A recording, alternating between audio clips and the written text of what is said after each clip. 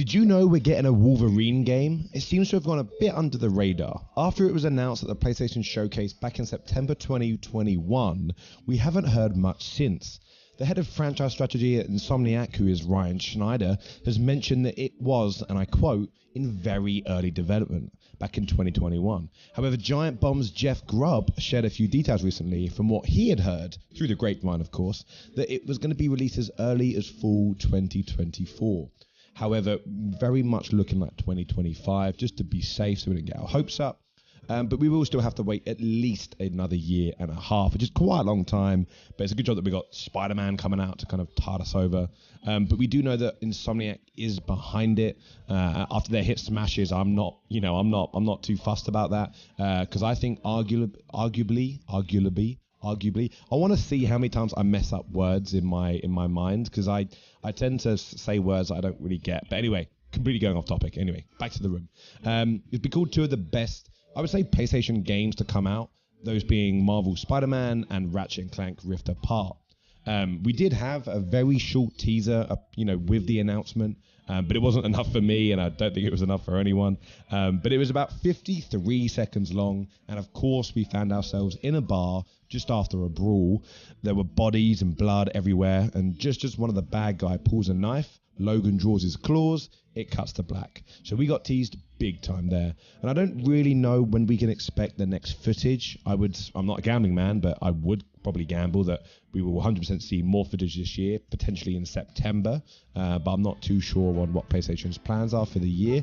I know that we've got, Spider-Man 2 and Insomniac are working very hard on that, which we saw at the PlayStation Showcase. Back in the 24th of, depending on when you're watching this video, I guess the 24th of May. So we know that they're working on Spider-Man 2. It does look incredible.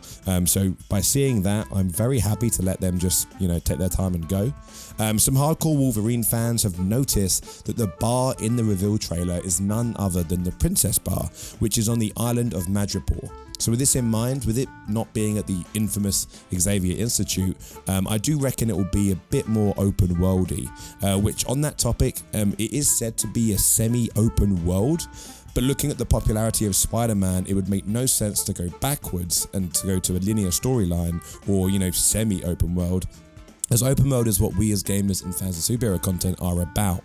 I'm a huge fan of single-player linear games, but with superheroes, you want to live as the character, right? You want to go around exploring as said character, getting up to all kinds of mischief. So, for example, what I would love is a single-player linear game with Wolverine, but as an example, when you go to a new island or a new place, you can explore that map, and then you can go back and forth every time. Because linear story games do provide the best moments.